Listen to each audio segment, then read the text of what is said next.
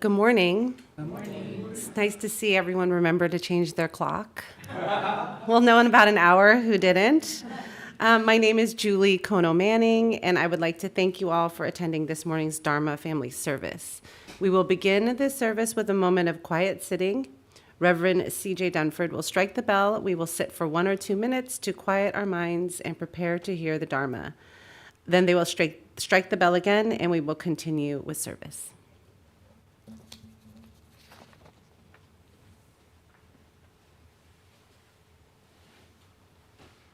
As we sit here together today, let us be mindful of the ground beneath our feet, the chair beneath our bottoms, supporting us and holding us up. And with each in-breath, we feel the oxygen fill our lungs, giving us life. And with each out-breath, whatever thoughts come to mind, we gently let them go.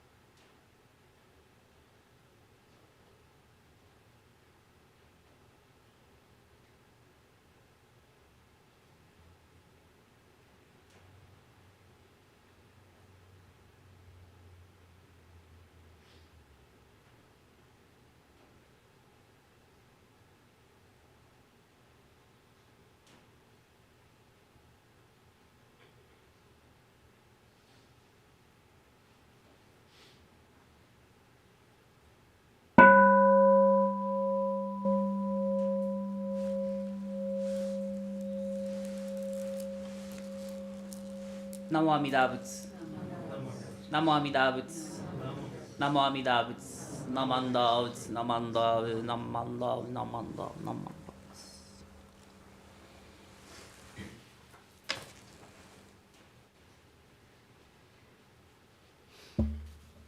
Reverend CJ will now chant the Jusege, which is on page 93 of the Purple Service Book.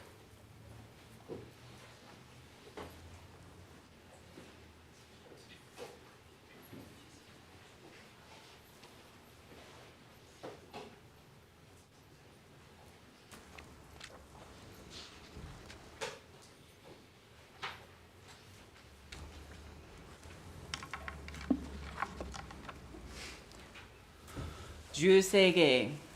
Jusege comes from the larger Sutra of Immeasurable Life.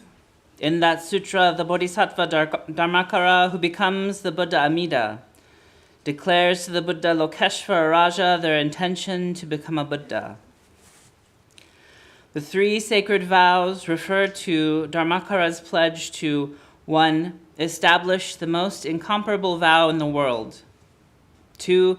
To become a great provider and save the poor and suffering. And 3. To attain Buddhahood and have the name heard throughout the 10 quarters of the universe.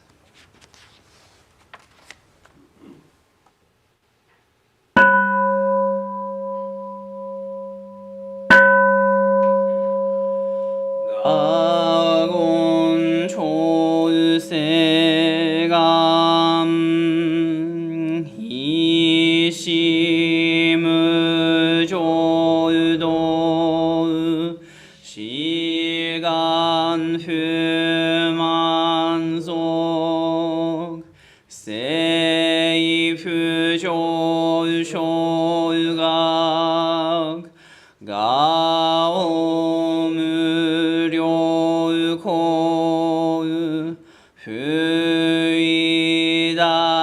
후이다이세슈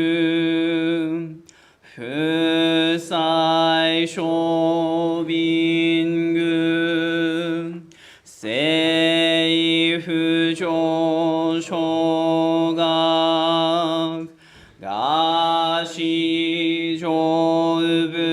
가시조붓도 묘쇼쇼지포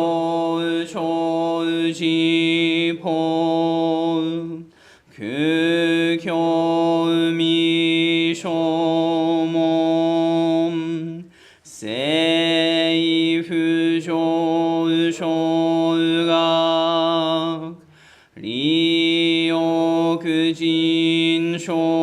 리오크진쇼nem 조에슈본교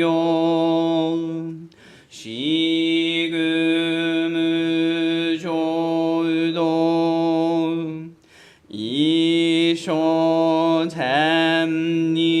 이쇼템닌시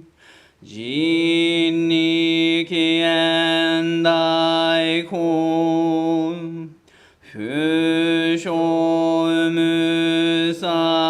후쇼무사이도 쇼쇼삼크묘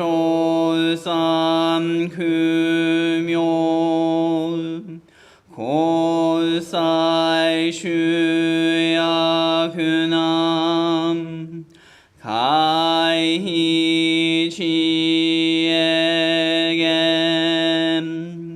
메시콘모암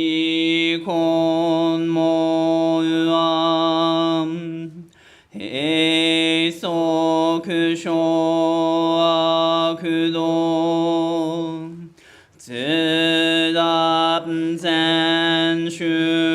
쯔답센슈몸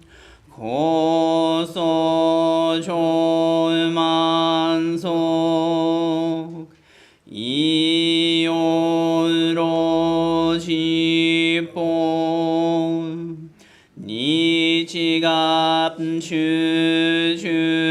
니지갑추주키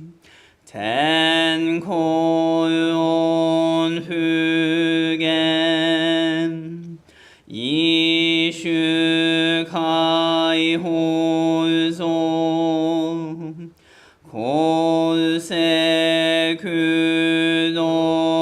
골세그도그홀 조오다이슈슈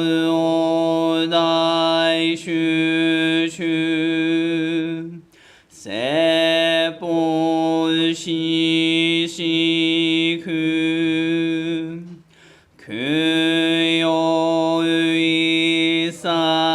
그요이사이브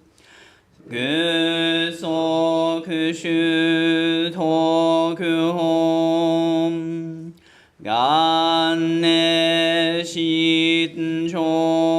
간내시존맘 도그이삼가이오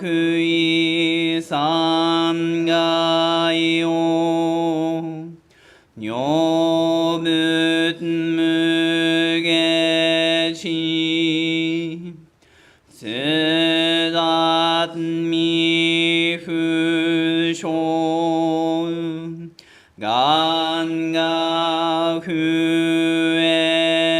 간가후에릭 도시사이쇼솜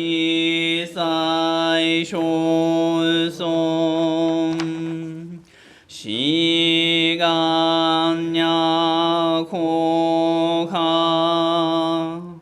나이센노감도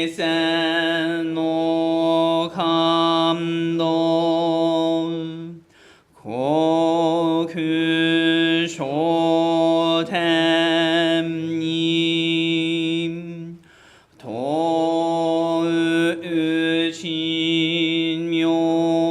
도의진묘케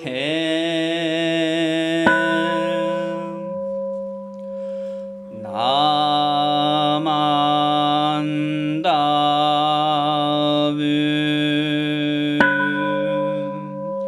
나만다브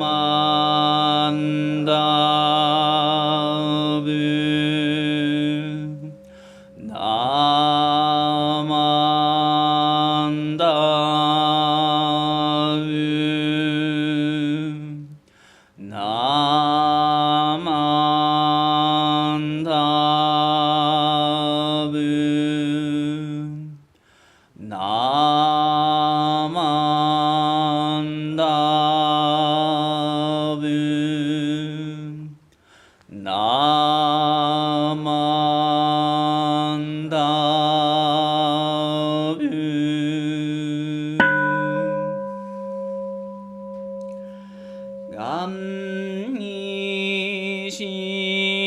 그도 그 묘도 세이사이 노호보다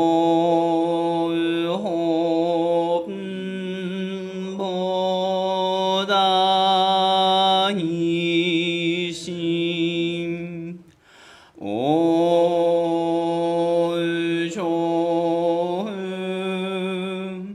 암나고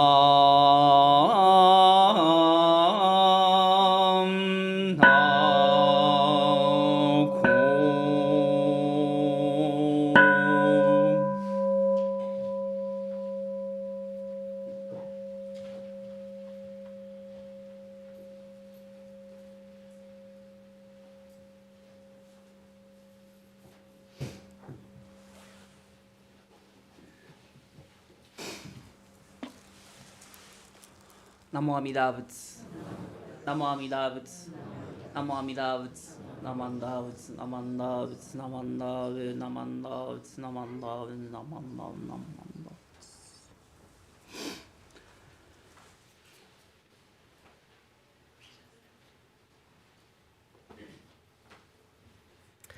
Please rise if you are able to follow along with the Gatha Arigato, which is on the handout. Please remain standing for the reading of the Golden Chain 2.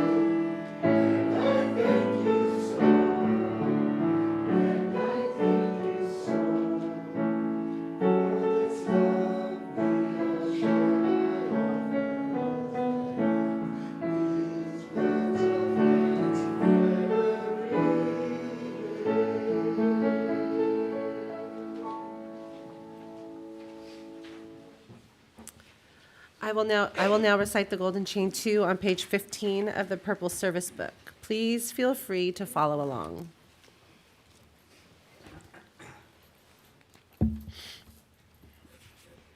Golden Chain 2. I am a link of the Buddha's golden chain of love that stretches around the world. I must keep my link bright and strong. I will try to be kind and gentle to every living thing and protect all who are weaker than myself. I will try to think pure and beautiful thoughts, to say pure and beautiful words, and to do pure and beautiful deeds, knowing that on what I do now depends not only my happiness or unhappiness, but also that of others. May every link in the Buddha's golden chain of love become bright and strong, and may we all attain perfect peace. Namo Amida Butsu. Namo Amida Butsu. Namo Amida Butsu.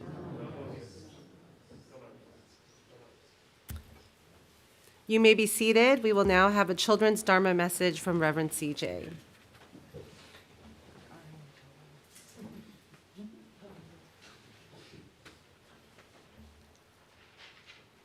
Good morning, everyone. Good morning. Does anyone know what our Dharma theme is for the month of March? Oh, very good. What did you say? The 6 paramitas. Does anyone know what paramita means? Perfections. Wow, y'all are good. Do you want to teach? Please join me in Gassho as we recite the name of the Buddha. Namo Amida Butsu. Namo Amida Butsu. Namo Amida Butsu. Namo Amida Butsu. Namo Amida Butsu. So I have a story to share, but first I want to embarrass 6 people. So I need 6 volunteers because we're going to look at what the paramitas are for one moment. It won't take long, so the embarrassment won't last too long, I promise. And I apologize for people online. This may not be as entertaining for you, but who wants to volunteer?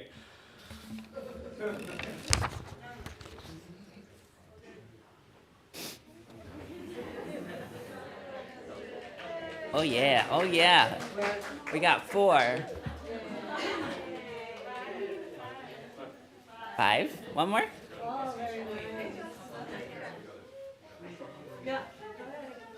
Okay. Who knows how to... Yes, thank you. Perfect. Who knows how to read this one? Pronounce it. Shila. The S with the accent. I'm not very good at Sanskrit, but I do know a little bit. And the S with the accent mark over it is like Shakyamuni. Pass it down. Do we know what Shila means?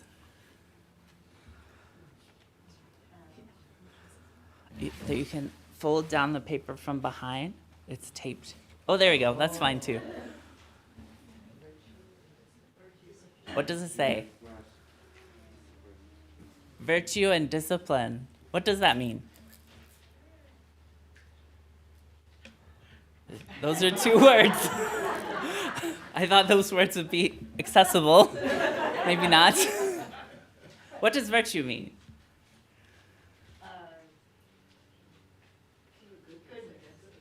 Goodness. And discipline? Commitment. Ooh, that's good. So a commitment to goodness, maybe? That's what Shila means. Okay, so these paramitas, perfections, are things we strive for in Buddhism. These are how we become Buddha. Okay, so we have Shila. So if you want, you can, and I designed them so they fold down like this, if you want to do that, but you don't have to. Okay, the next one. Dana. What's dana? Yes, selfless giving, generosity. And you can open it up like the other one. Or that, either way, it's fine. Yeah. My complex designs. Okay. How do we say this one? Shanti. Shanti. Oh, I'm getting ahead of myself. What does Shanti mean? Well, it sounds like it would be patient. I don't know how I didn't know that. It requires patience to open those. Patience or understanding. Do we know what those words mean? Those are pretty, yeah. So like when someone does something we don't agree with or we dislike, how might we respond to that if patience and understanding? grace, compassion. Yeah, maybe not blowing our tops, getting really angry. Okay, that's a good one. Okay, next one. Virya. Do we know what that means? Vigilance and effort. Yes. What comes to mind when you think of vigilance and effort? Practice? Tenacity. Ooh, that's a good one. Determination, not giving up. It's kind of like exercising. I haven't been able to do that lately because of my health, but it's like exercising. Buddhist practice in general is like exercising. Okay, next one. How do we say that one?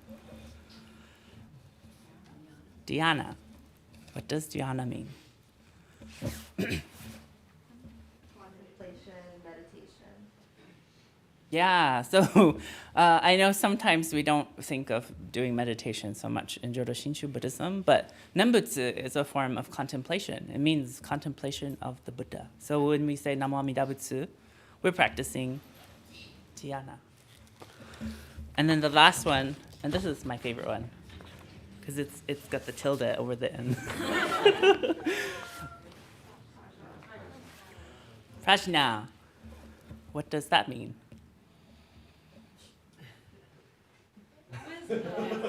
Wisdom or insight. How do you think we find prajna? Studying the Buddha Dharma, maybe? Maybe listening to each other and finding Buddha Dharma in one another's words. Not just a temple, but definitely a temple. Okay, thank you for our volunteers. Okay, yeah. We got to take a picture. 1, 2, 3. Thank you.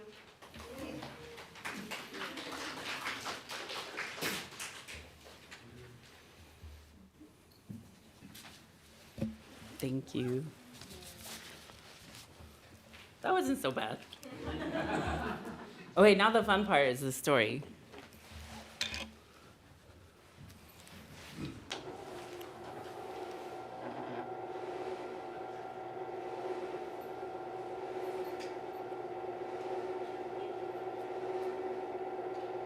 I found a really nice book written by Thich Nhat Hanh. And it's also illustrated by Nguyen Quang and Kim Lien. And it's called Where is the Buddha? Where's the Buddha? Oh, you just broke the story. It's okay. We'll pretend I didn't hear that. Buddha's right there, right? Okay, let's go through this story. Okay, here's a map of some cool places. What's this place on the left? Who was born there a long time ago? Shakyamuni Buddha, yes. What's the place a little farther over there? Vietnam. I went there last summer, and I visited one of my very best friends in Hanoi, which is in the top there. And we're gonna read a story about a kid from southern Vietnam. But first, let's talk about Buddha. There's a village in northern India called Uruvela. Around 2,600 years ago, a young man named Siddhartha lived near that village. Siddhartha was born as a prince, but he gave up his title and his riches to lead a simple life, searching for the path to true peace and happiness. His years of wandering and truth-seeking eventually led him to Uruvela. Siddhartha is the person who later became known as the Buddha. The village of Uruvela remains very much the same as it was back then. There are no big buildings, no supermarkets, no freeways. It is very pleasant. The children have not changed much either. When Siddhartha lived there, some children from that village became his friends and brought him food and simple gifts each day. There is a river that runs near the village. It is where Siddhartha used to bathe. A grass called kusa grass still grows on the banks of the river. It is the same kind of grass that one of the children gave Siddhartha to use as a cushion to sit while he meditated. On the other side of the river, there is a forest. That is where Siddhartha sat in meditation under a tree called a Bodhi tree. Bodhi means awakened. It is under that tree that Siddhartha finally found the answers he was seeking. A Buddha is someone who is awake, someone who is aware of what is going on inside and around them, someone who has love and compassion in their hearts and who is capable of deep understanding. After many years of practice, Siddhartha finally became a fully awakened being, a Buddha. He is the Buddha that we have accepted as our teacher. He has said that each one of us has the seed of awakening within us, and that all of us are future Buddhas. But this is not Siddhartha's story. This is the story of a young boy who lived in Vietnam not long ago. His name was Minh. Minh loved going to the Buddhist temple. He used to go there with his parents on the new moon and full moon days to offer flowers, bananas, mangoes, and all kinds of delicious fruits to the Buddha.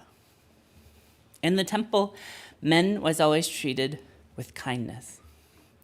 The peace and calm of the temple made everyone feel more peaceful and happy. Minh was also aware of the head monk, that the head monk liked him. He would give Minh a banana or a mango every time he came. So that's why Minh loved going to the temple. When Minh was 6 years old, he asked his father and mother if he could become a monk. One day, Minh said, "Mommy, I want to become a monk and to live at the temple." His parents thought he wanted to become a monk because he liked to eat bananas. It's hard to blame him. In Vietnam, there are several kinds of bananas that are so good. Even though he was young, his father and mother decided to let him go to the temple and become a novice. The head monk gave Minh a tiny brown robe to wear. Dressed so nicely in his new robe, he was very happy to be able to stay at the temple all of the time. When he first became a monk, Minh believed that the Buddha loved bananas, mangoes, and tangerines, because every time people came to the temple, they brought mangoes, tangerines, and bananas and other fruits, and placed them at the altar next to the Buddha. One evening, he waited at the temple until all the visitors had gone home. He stood very quietly outside the entrance to the Buddha hall. He checked to make sure no one was around. Then he peered into the Buddha hall. The Buddha statue was as big as a real person. To Minh, the statue was the Buddha. Minh imagined that the Buddha sat very still all day long, and when the hall was empty, he reached out for a banana. Minh waited and watched, hoping to see the Buddha take one of the bananas piled next to him.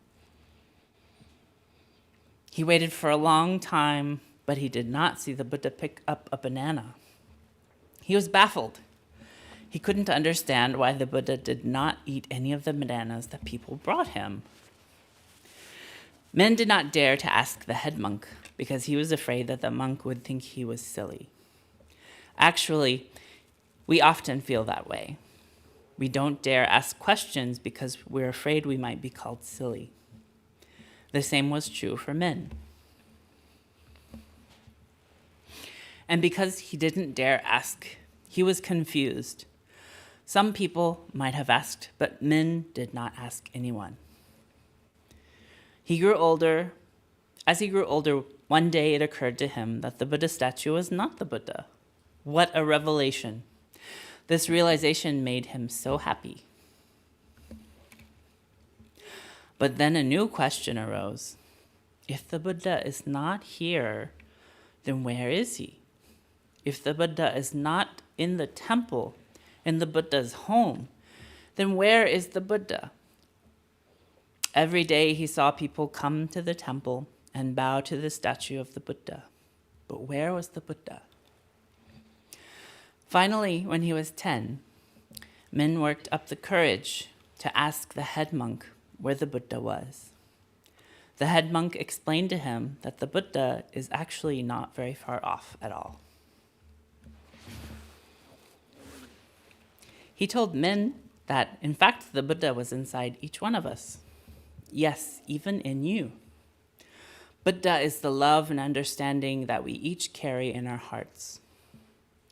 Everyone has the seeds of love, kindness, and understanding and compassion within them. The Buddha was not a god. He was a human being, just like you.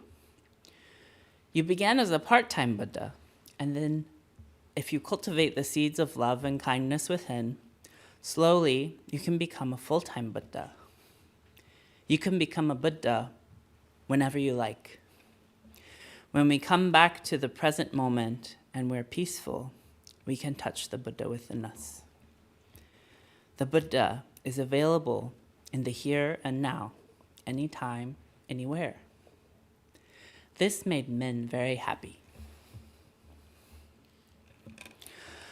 Do not imagine that the Buddha is a fancy statue, someone wearing monk's robes or with a halo around their head. The Buddha is inside each of us, and when we are fully present, we can get in touch with the Buddha within. When you're kind to others, when you love and understand them, that is the Buddha in you. When you can accept others just as they are, regardless of how they look, this is the Buddha in you. And if you do your best to protect the lives of all people, plants and animals, you are being a Buddha. So that's the end of the story.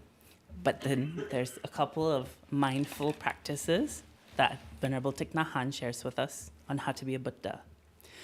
Let's look at the mindful breathing one. Maybe we can do that together. One thing the Buddha was very good at was breathing. Everyone can breathe like the Buddha if they practice. Mindful breathing can help us feel happier and more peaceful. We feel calmer just after a few breaths. Breathing mindfully can also help us to feel better when we feel sad, hurt, frightened, or angry. Here is one way to practice. Sit down on the ground like a Buddha with your legs crossed and your back straight, or lie down and close your eyes, but I think we can all just sit here in the pews. Put your hands on your belly and feel it rise and fall as the air moves in and out through your nostrils.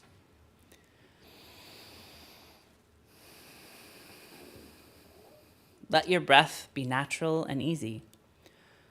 Just notice if it's long or short, deep or shallow, fast or slow.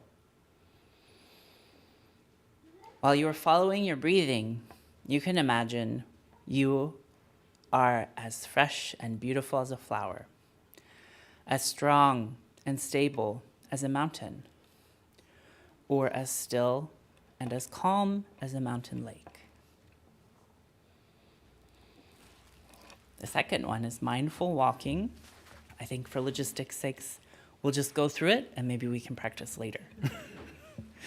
Mindful walking. Wherever the Buddha went, he walked in peace.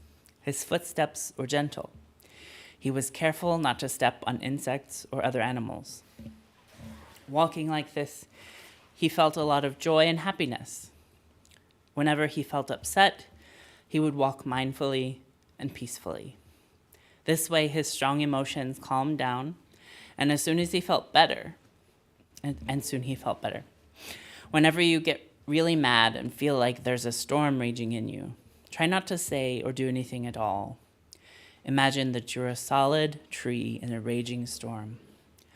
Come down into your trunk where it is stable and breathe into your belly. When you're ready, you can practice walking mindfully. Just focus on your footsteps. Feel your feet touch the earth. Relax your whole body. Feel your belly go in and out with your breath as you walk. Take a few steps as you breathe in and a few more steps as you breathe out. Count your steps with each breath. 1, 2, 3. Feel the earth under your feet.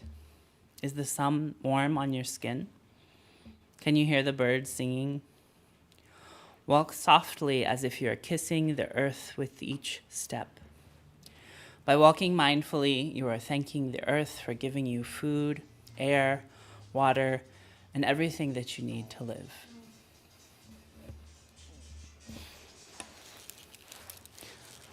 With that, I would like to conclude my family Dharma talk today. I hope you enjoyed the story about Min. I know you all knew that Buddha was already everywhere, but hopefully, knowing that the Buddha's inside each of us is a comforting thought. And hopefully some of those meditation practices can be helpful too. So I'd like to end my Dharma talk with saying the name of the Buddha. Please join me in Gassho. Namo Amida Butsu. Namo Amida Butsu. Namo Amida Butsu. Namo Amida Butsu. Namo Amida Butsu.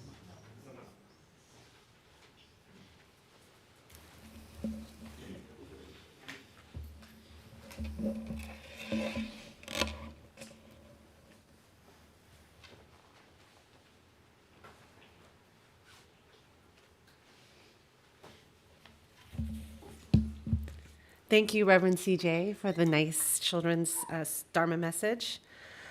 Please rise if you are able to follow along with the Gatha, How Sweetly the Lotus Grows, How Sweetly the Lotus Grow, which is on page 183 of the Purple Service Book.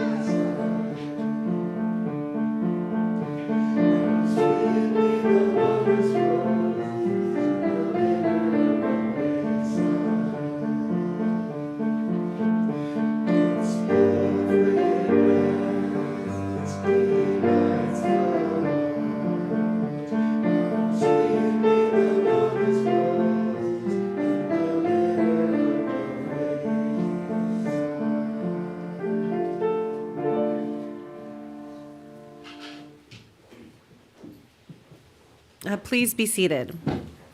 Now we would like to welcome the following guests. Kaleo Ching, if you'd like to stand or wave, give us a wave, Kaleo. And Mia Kodama. Welcome.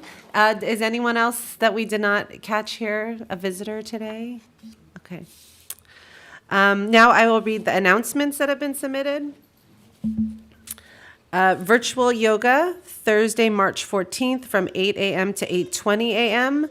No registration required. Please make sure you have turned in a waiver form. The Zoom link is on our website.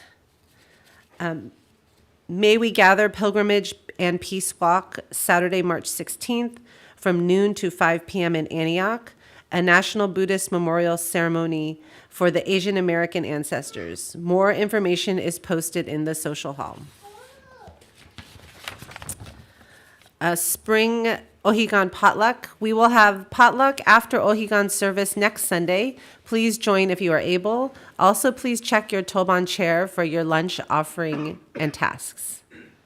A BBT spring seminar, Impermanence is a Part of Life, Sunday, March 17th at noon in the Hondo after the potluck. We will have a panel of experts who will share what they know about steps they can make it easier to tackle arrangements best made before the end of life. The seminar will also be live streamed on our YouTube channel. More information posted in the social hall. Online meditation and discussion Wednesday, March 20th at 7 p.m. Please sign up on the website. BBT Dharmanar monthly online study session Thursday, March 28th at 6:30. Topic Transition, Aging, and Six Parmita. The sign-up link is on our website. March is busy. Okay. Meeting the Moment, session number 1, Saturday, March 30th at 1 p.m. This is an interfaith conversation featuring leaders from Muslim, Jewish, Buddhist, and Christian communities, moderated by Reverend C.J. Dunford. For more information and to sign up, please see our weekly email and flyer also posted in the social hall. Jodo Shinshu Center parking will be available next Sunday, March 17th.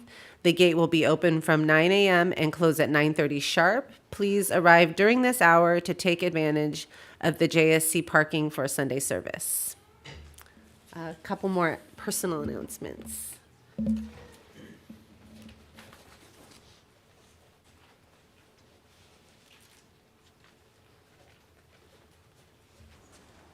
Good morning, everyone. I'm Stacy Ueda. I'm the superintendent of the Dharma School, and all Dharma School teachers belong to a BCA federation called the Federation of Dharma School Teachers League. And this year, to celebrate the 125th anniversary of the BCA, some of the teachers came up with the idea of having custom-made montoshikisho, and I am embarrassed that I am not wearing one. But Reverend CJ, do you mind just standing up and letting us see your montoshiki? Just This is the wagesa. yeah, it's not quite the And same. this is also a really old style. Yeah, so it's not quite like this, but it's the idea that you can wear one around your neck, and it's not marking us as a minister, but showing that we are part of Jodo Shinshu. So thank you. And it's similar, but there's a picture there are flyers in the social hall on your on the tables, and it has information about the story behind it. The fabric has all of these different fruits, vegetables, and animals. And you might look at it and go, I don't understand. But the theme is called Itadakimasu with gratitude. So the idea is we give our gratitude for everything and everything that helps us nourish us. And then on the back it says BCA 125th anniversary. And part of the story is that these were actually hand sewn in Kyoto, in Japan, by a company that was recommended to us by Reverend Candace Shibata, who I know many of us know. And this particular company didn't have any business and not any large orders since the pandemic. And so it's really given this small business good purpose and has been a really meaningful activity for them to kind of get back into business and to have this large order. So the ordering information is on the bottom half of the flyer. Again, they are in the social hall. Time is running out to order them. But all that information is there. It has a link that you could take away, or a QR code that you can take a picture with your phone and go straight to the order. And if you have any questions, I know a little bit, you talk to me, or there is also Yuko Suruki, who is a member of San Mateo Buddhist Temple, is organizing it, and you could also contact her. Thank you very much.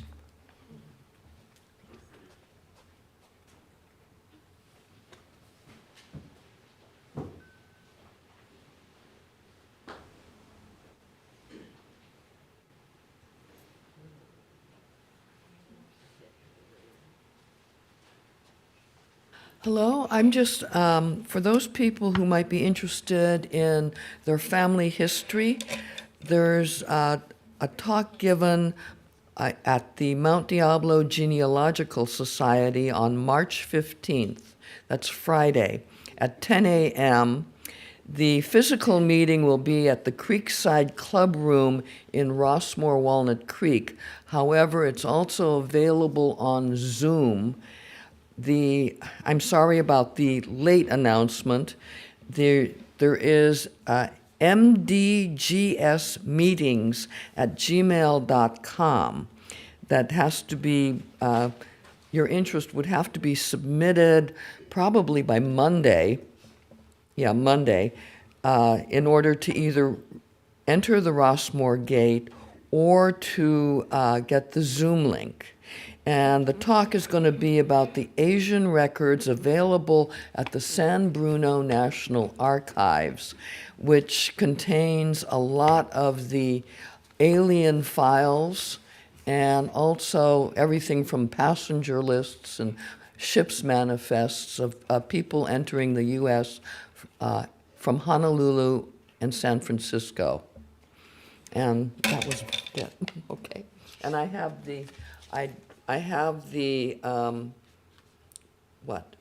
the Gmail address with me.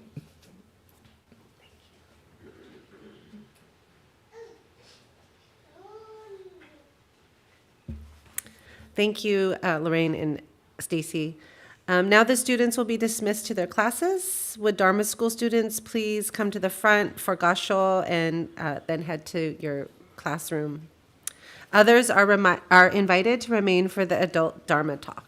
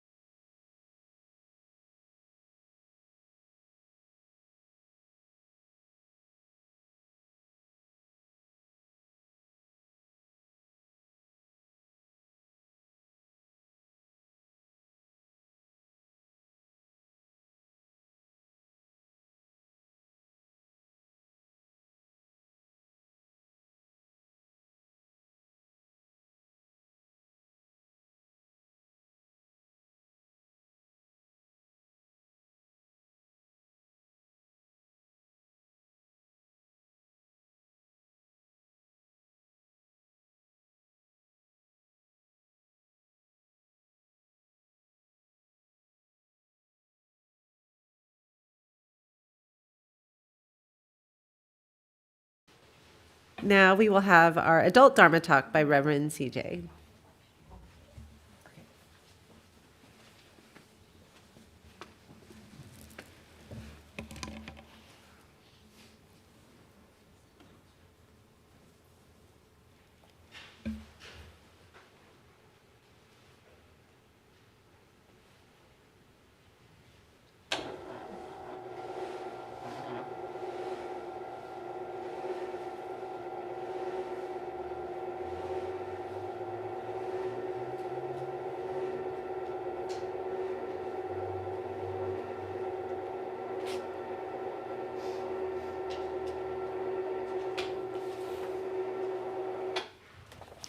Good morning, everyone. Please join me in Gassho as I share some words from Venerable Shinran. The light of compassion that grasps us, illumines, and protects us always. The darkness of our ignorance is already broken through. Still the clouds and mists of greed and desire, anger and hatred cover, as always, the sky of true and real Shinjin. But though the light of the sun is veiled by clouds and mists, beneath the clouds and mists there is brightness, not dark. When one realizes Shinjin, seeing and revering and attaining great joy, one immediately leaps crosswise, closing off the 5 evil courses. Namo Amida Butsu, Namo Amida Butsu, Namo Amida Butsu, Namo Amida Butsu, Namo Amida Butsu.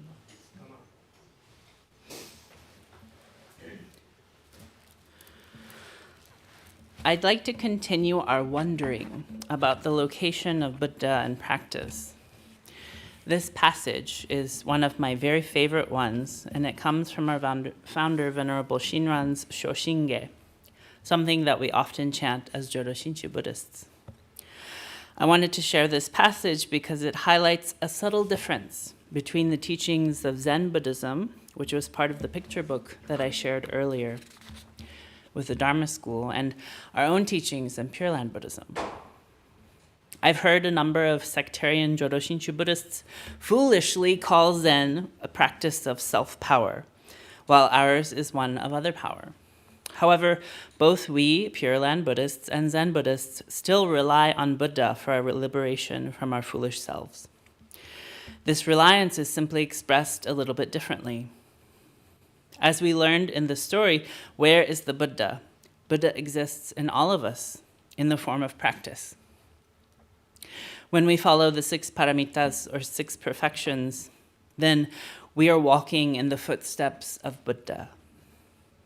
Here I'd like to, maybe I was going to do the paramitas again, but maybe we don't need to do that again. It was difficult to get volunteers last time.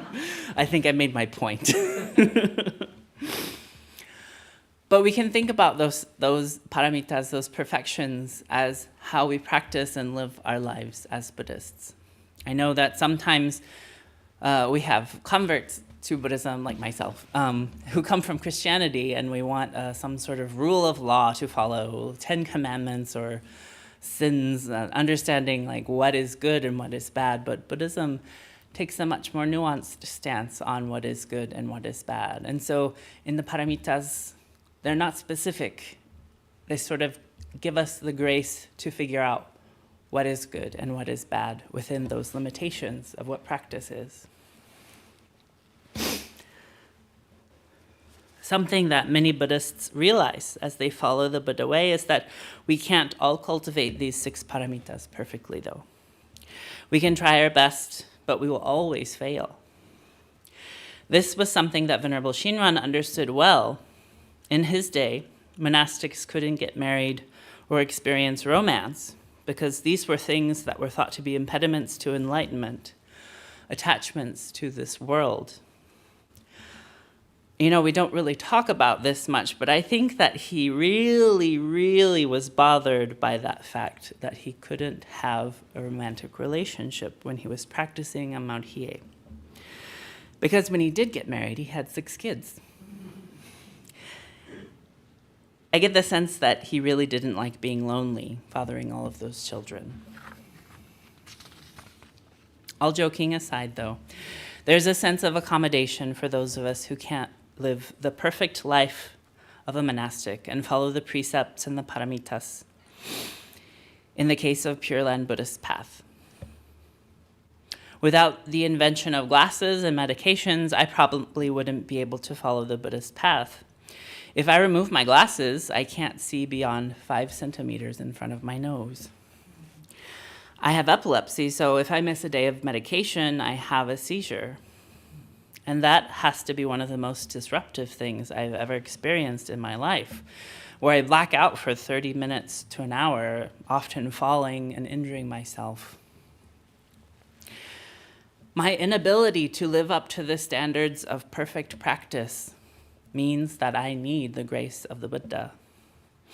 This passage is another really important one for me.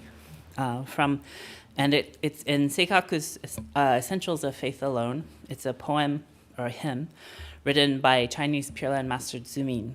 And it says that Buddha, in the causal stage, as Bodhisattva Dharmakara, made the universal vow, when beings hear my name and think on me, I will come to welcome each of them, not discriminating at all between the poor and the rich and well-born, not discriminating between the inferior and the highly gifted, not choosing the learned and those upholding pure precepts, nor rejecting those who break precepts and whose evil karma is profound, solely making beings turn around and abundantly say the Nembutsu, I can make bits of rubble change into gold. In Pure Land Buddhism, there's this sense of understanding and embracing our imperfections, whether we're good or evil, rich or poor, wise or foolish. All we need to do is to rely on the Buddha, keeping Buddha in our minds, in our hearts, and the name on our lips. We can find liberation. Both Zen and Pure Land Buddhism see the Buddha as everywhere, and in many ways, these traditions reflect one another. In Zen, our Buddha nature is uncovered when we behave as Buddhas, paying attention and following the paramitas. In Pure Land Buddhism, Buddha embraces us wherever and whomever we are, revealing our imperfections alongside the wondrous promise of our liberation.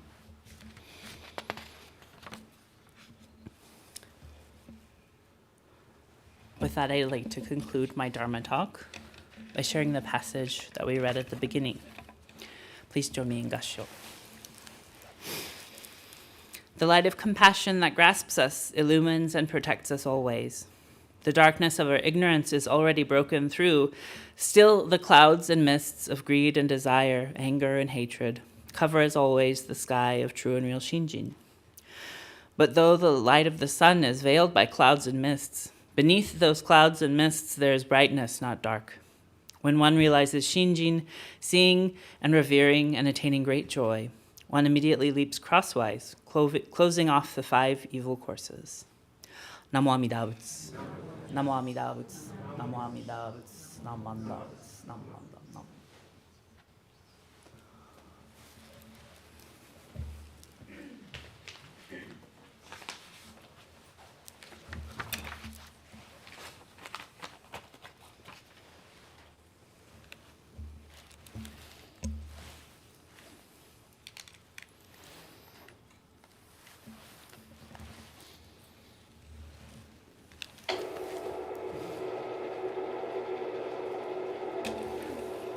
We have one more announcement, and then I will give my thank yous. Oh, after. Okay, sorry. Let's see here.